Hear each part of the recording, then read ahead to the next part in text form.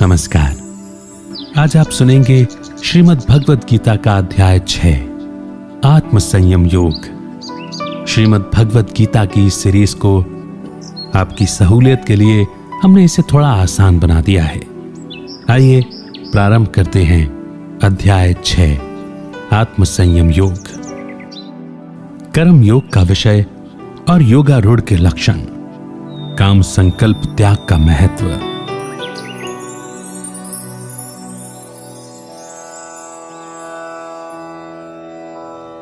श्री भगवान बोले,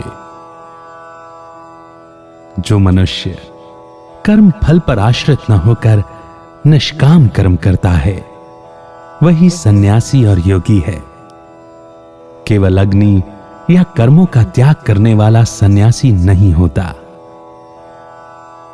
हे अर्जुन, जिसे सन्यास कहा जाता है तू उसे योग जान, क्योंकि कोई भी संकल्पों का त्याग किए बिना योगी नहीं बन सकता।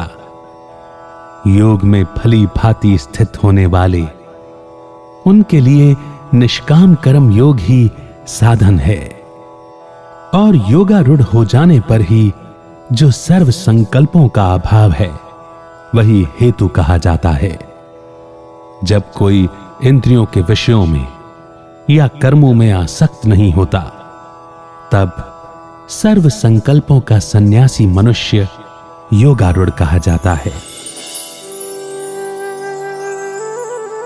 भगवान यहां साफ साफ बता रहे हैं कि जो भी मनुष्य निष्काम भाव से कर्म करता है, यानी ऐसे कर्म जिसमें न अहंकार हो, न कर्ता का भाव और न फल पाने की कामना, वो सभी मनुष्य सन्यासी ही कहलाते हैं। इसीलिए सिर्फ हवन तप आदि करना, घर बार छोड़ देना या गेरुए कपड़े पहन लेने से कोई सन्यासी नहीं बन जाता, क्योंकि अगर मन में कुछ पाने की जरा सी भी इच्छा बाकी हो तो वो सन्यास है ही नहीं। संकल्प का मतलब है जिस इच्छा को मनुष्य हर हाल में पूरा करना चाहता है, कैसे भी पाना चाहता है, वो इच्छा संकल्प में बदल जाती है। जब इच्छा गहरे में बैठ जाए तो उसे संकल्प कहते हैं। संकल्प का इतना गहरा असर होता है कि जब तक वो पूरा ना हो जाए मनुष्य को चैन नहीं आता। अक्सर ये संकल्प जिद और अहंकार के रूप में मनुष्य के चित्त में इंप्रेशन बनकर बैठ जाते हैं। इसमें मनुष्य कुछ करने की ठान लेता है और उससे फल पाने की उम्मीद भी करता है, अर्थात तब तक मेडिटेशन करने वाला नहीं बन सकता जब तक उसे कुछ पाने की चाहत रहती है। जब मन में फल पाने का विचार छूट जाता है तो मन स्थिर हो जाता है, नहीं तो फल की इच्छा हमेशा मानसिक अशांति का कारण बनती है। इसीलिए संकल्प का त्याग करना भी बेहद जरूरी है। संकल्प छोड़कर समर्पण करने से ही योगी बना जा सकता है। सांसारिक वस्तुओं की इच्छाओं का त्याग तो आवश्यक है ही, लेकिन अलौकिक प्राप्तियों को पाने की इच्छा भी योगी नहीं बनने देती, क्योंकि भगवान कहते हैं कि आत्मभाव में स्थित होने से कुछ मांगना नहीं पड़ता। बिना इच्छा किए ही भगवान सभी शुभकामनाएं पूरी करते हैं।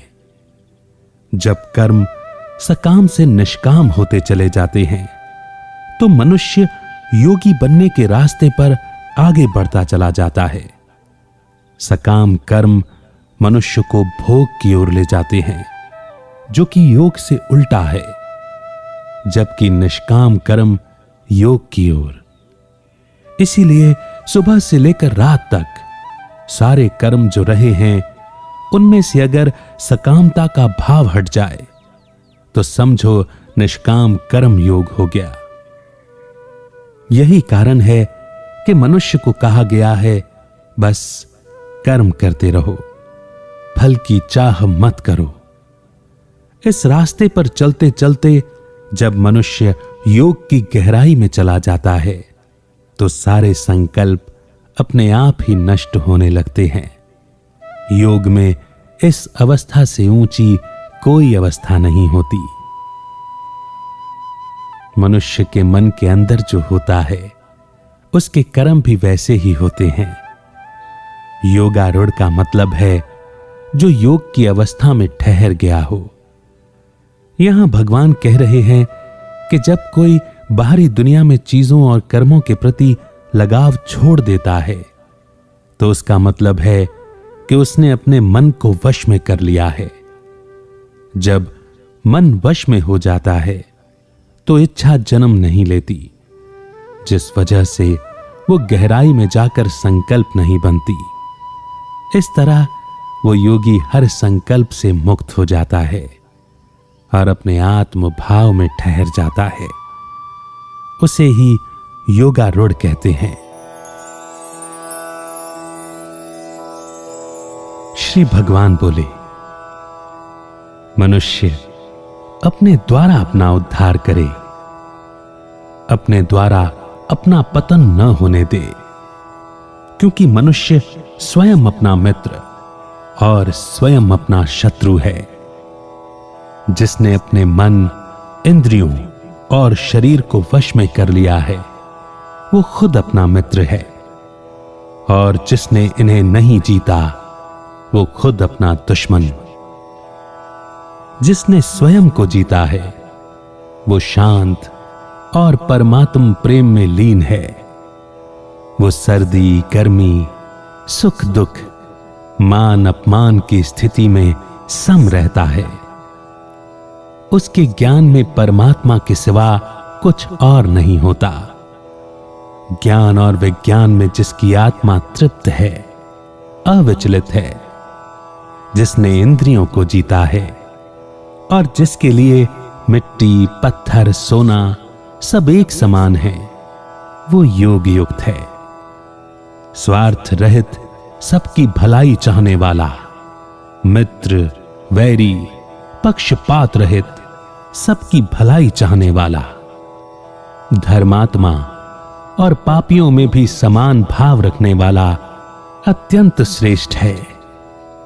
एक योगी को हमेशा अपने मन और शरीर को काबू में रखकर इच्छाओं और संग्रह की हुई चीजों से मुक्त होकर एकांत में बैठकर चित्त को आत्मा में स्थित कर आत्मा में ही लगाए रखना चाहिए।